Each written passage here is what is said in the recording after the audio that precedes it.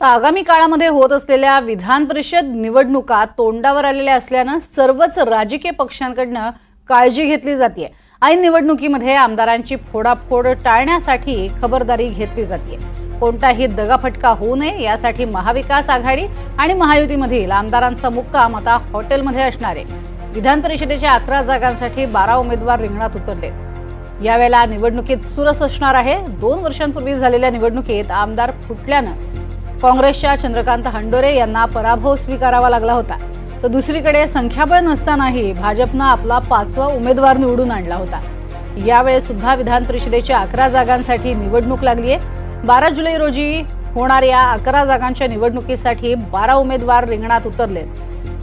तर विधान परिषद निवडणुकीच्या पार्श्वभूमीवर पक्ष हे सध्या अलर्ट मोडवर आहेत। घोडे बाजार टाळण्यासाठी आमदारांना हॉटेलवरती ठेवलं जाणार। ठाकरे गट, अजित पवार गट, भाजप, शिंदेंकडनं या संदर्भात खबरदारी घेतली जाते।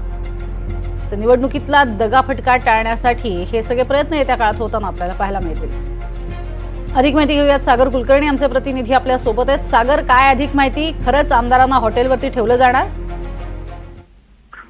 विधान परिषदेचं 12 तारखेला मतदान होतंय। अर्थात मतदान हे विधानसभेचे आमदार गुप्त पद्धतीने करणार आहेत। यामुळे प्रत्येक पक्षाच्या नेत्यांना एक थोडंसं टेन्शन आहे की आपले आमदार जे आहेत ते एकाच वेळी मतदारसंघात त्यावेळेस इतर ठिकाणी जाऊ नयेत किंवा अन्य ठिकाणी गेले तर मतदानाच्या दिवशी अडचण येऊ नये, यासाठी एक प्रिकॉशन म्हणून सर्वच पक्षाचे प्रमुख नेत्यांनी निर्णय घेतलेला आहे की मुंबई विधान भवनाच्या परिसरात आसपास जे काही पंचतारांकित हॉटेल्स आहेत इथे त्यांची व्यवस्था करण्यात येणार आहे। आजपासून पुढचे 2 ते 3 दिवस मतदानापर्यंत हे सर्व आमदार एकाच ठिकाणी राहतील।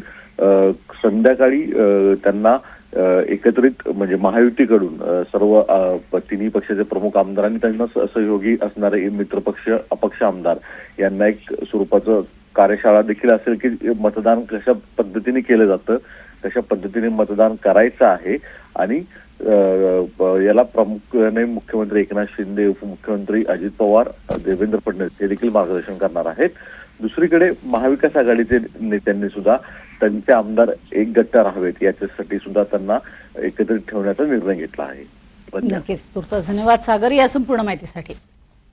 तर हे सगळे एकसंध राहावेत यासाठी प्रयत्न होत आहेत, मात्र गुप्त मतदान आहे आणि त्यामुळेच नेमकं कोण फुटतंय, कुठे घोडेबाजार झालाय हे आपल्याला नंतरच लक्षात येईल। मतदान झाल्यानंतर आणि निवडून आलेल्या उमेदवारांनंतर या सगळ्या गोष्टी स्पष्ट होऊ शकतील।